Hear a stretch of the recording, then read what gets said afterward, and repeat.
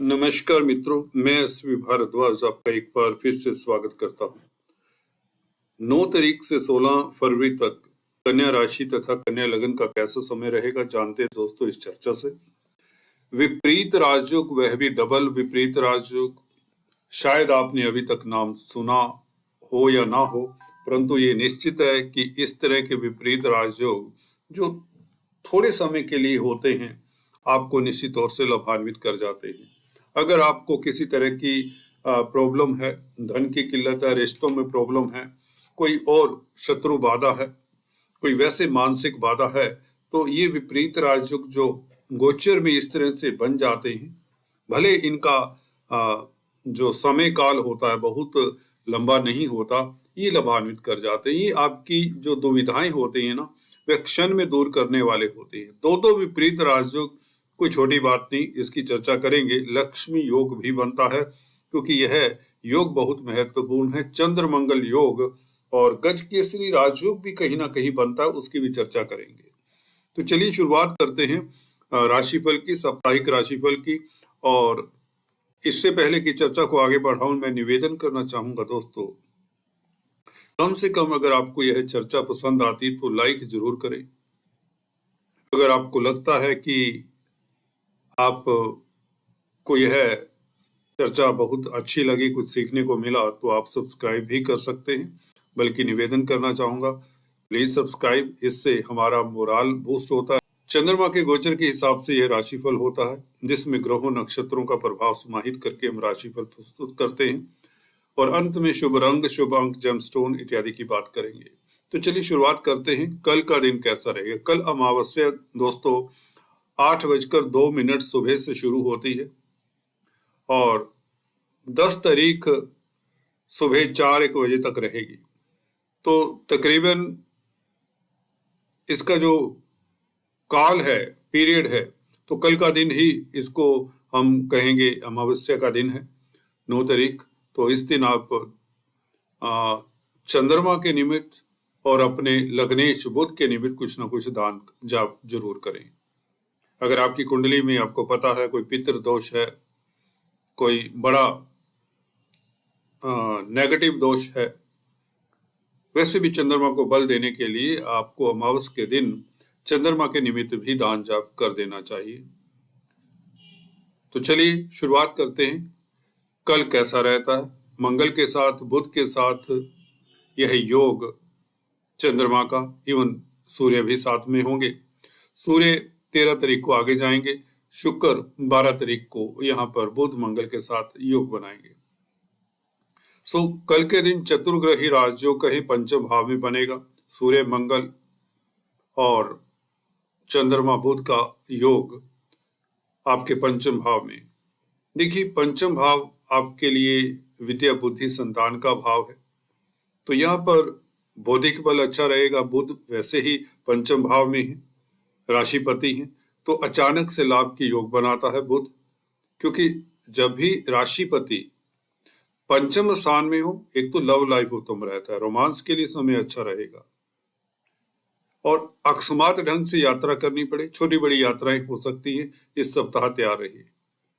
Be ready for merriment, enjoyment के लिए, और मित्र मंडली के साथ, दोस्तों के साथ, भाई बंधुओं के साथ, रिश्तेदारों के साथ आप एंटरटेन करेंगे अपने आप को और बहुत बेहतर समय एंजॉय करने वाले हैं।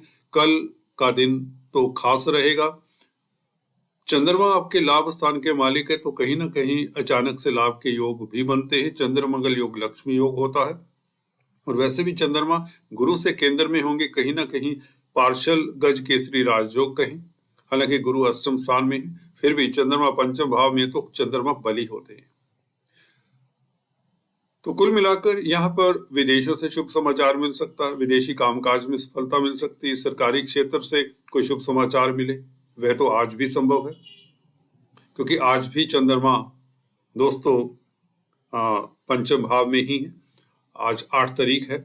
तो कुल मिलाकर अगर देखें, ये चंद्रमा आपके लिए बहुत ही लाभदायक है। मंगल चंद्र योग हो और बुध साथ में, सूर्य साथ में, तो चंद्रमा के ऊपर तीन तीन ग्रहों का प्रभाव, खासकर उसमें बुध का सम्मिलित होना तो कार्यस्थल के लिए अच्छा है।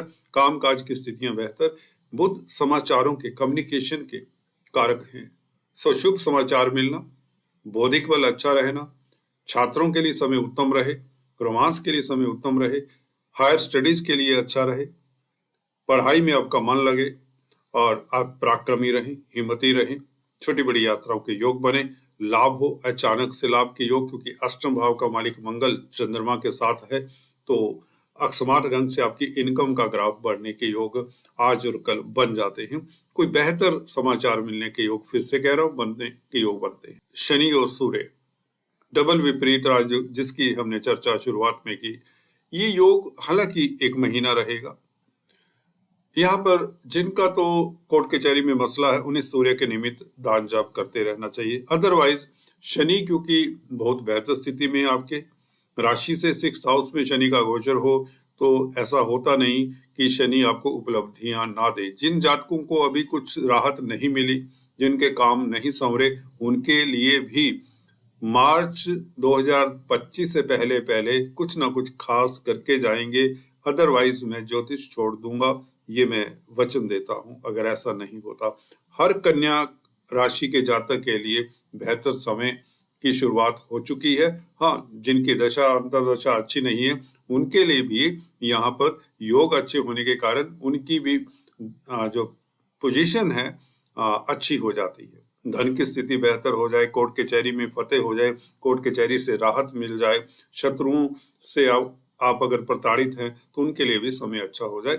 सूर्य और शनि का संबंध यूं तो दोनों मित्र नहीं है, परंतु 6th हाउस उपज स्थान है, यहाँ पर बैठकर क्रूर ग्रह बहुत अच्छा फल देते हैं। तो दोनों ही ग्रह आपको पराक्रमी बनाते हैं, कर्मठ बनाते हैं, परिश्रमी बनाते हैं और आप शत्रुहंता रहते हैं, अजात शत्रु रहते हैं। प्रतिद्वंदी मुंह की खाएंगे, आपके सामने नतमस्तक होंगे, आप चिंता मत करिए। जी हाँ दोस्तों, किसी तरह का फिक्र फाका नहीं होना चाहिए। चंद्रमा 6th हाउस में वैसे ही बली होते हैं। चंद्रमा अति शुभ स्थिति में 11वें भाव का मालिक 6th हाउस में हो तो प्रमोशन के योग बन जाते हैं। 10-11 तारीख शनि चंद्र का यह योग 12वें भाव को भी देखता है, तो विदेशों से भी कोई ना कोई शुभ समाचार मिले, धर्म कर्म में आपकी आस्था बढ़े। अगर आपका चंद्रमा कमजोर है, आपको लगता है कि शनि चंद्र आपके लिए हितकर नहीं होते, परंतु मैं आपको कहना चाहूंगा 6th हाउस में चंद्रमा, फिर से बता दूं, बहुत बली होते हैं, तो किसी बात की चिंता नहीं होनी चाहिए। ये शनि चंद्र को किसी तरह से परेशान नहीं करते। विदेशों से शुभ समाचार मिलने के योग, आपका बिजनेस अच्छा चले, खासकर शनि से संबंधित कामकाज करते हैं तो कोई डील मिल सकती है, क्योंकि शनि आपके लिए योग कारक स्थिति में है। उच्च स्थान में शनि बैठे हुए बहुत उत्तम स्थिति में है, आपको बताता आया हूं। तो कुल मिलाकर सर्विस मैटर्स के लिए समय अच्छा है। बैंकों से ऋण इत्यादि पारित करना तो अच्छा है। कर्जे से निजात पाने के लिए दिन उत्तम है। किसी प्रतिद्वंदी से अगर परेशान रहे तो उससे भी निजात मिलती है। 10-11 तारीख को आप शत्रुहंता रहेंगे, सकुशल रहेंगे, स्वास्थ्य उत्तम रहेगा। ये चंद्रमा बहुत बली होता है। 11वें भाव का मालिक वैसे भी 6th हाउस में हो तो प्रतिस्पर्धा में आप उत्तीर्ण होते हैं, प्रतिद्वंदियों के ऊपर आप हावी प्रभावी रहते हैं। तो ये चंद्रमा की किसी तरह को आपको चिंता नहीं होनी चाहिए। 12-13 तारीख को देखिए राहु के साथ चंद्रमा, ग्रह दोष युक्त तो कहा जाता है, परंतु चंद्रमा देखिए 11वें भाव का मालिक 7वें भाव में हो तो व्यापार में कोई बड़ी डील आपको मिल सकती है। व्यापार में आप तरक्की कर सकते हैं, बल्कि करेंगे, और पार्टनरशिप में खास आपको सफलता मिलती है। इस अवधि में अदालती मसलों में जीत के योग बनते हैं। पराक्रमी रहेंगे, कर्मठ रहेंगे। हाँ, कहीं ना कहीं राहु भ्रम है, राहु छलावा है, तो आप कोई बड़ा डिसीजन ना लें, किसी के बहकावे में ना आए, किसी के प्रेशर में ना आए। जोश में आवेश में आने की जरूरत नहीं है। सहज रहिए, एक्साइट होकर कोई डिसीजन ना लें, ज्यादा खुश होकर कोई डिसीजन ना लें। 12-13 तारीख आपके लिए अदरवाइज शुभ है। मन हल्का फुल्का दाएं बाएं विचारशील हो सकता है। जो योगा मेडिटेशन करते हैं उन्हें करना चाहिए। अदरवाइज आपको ब्लैक एंड व्हाइट डॉग को फीड करते रहना चाहिए। 12-13 तारीख को अगर ब्लैक एंड व्हाइट डॉग नहीं मिलता, चींटियों को आटा शक्कर डालें। अगर ये भी पॉसिबल नहीं है तो आपको राहु के बीज मंत्रों का जाप करना चाहिए, खासकर अगर राहु या चंद्रमा की आपकी दशा अंतर्दशा है। कुल मिलाकर आपको दुर्गा माँ की उपासना भी कर लेनी चाहिए। अगर आप दुर्गा चालीसा पढ़ें तो बेहतर है। इससे भी राहु चंद्र योग अगर आपकी कुंडली में है, आपको लगता है कि 12-13 तारीख आपको ऐसा करना चाहिए, पूजा पाठ करना चाहिए, तो बहुत बेहतर है, मन शांत रहेगा। वैसे भी चंद्रमा 11वें भाव का मालिक सप्तम स्थान में हो तो बली होता है। चंद्रमा 7th हाउस में भी केंद्र में है, बली है, लगन को देखता है 11वें भाव का मालिक, तो व्यापार अच्छा चलेगा, धन आएगा, स्थितियां बेहतर रहेगी, मित्र मंडली का साथ मिलेगा, दोस्त मित्रों के साथ आपका समय अच्छा बीतेगा। कुल मिलाकर दाम्पत्य जीवन भी सुखद रहेगा, स्पाउस की सहायता मिलेगी, आपके घूमने फिरने की यात्रा के योग 12-13 तारीख को भी बन जाते हैं। वायु के कारक है राहु और चंद्रमा साथ में हो तो वायु यात्रा के योग बनते हैं, तो बहुत अच्छा है, एंजॉयमेंट के दिन है। God bless you. बात कर लेते हैं 14-15 तारीख।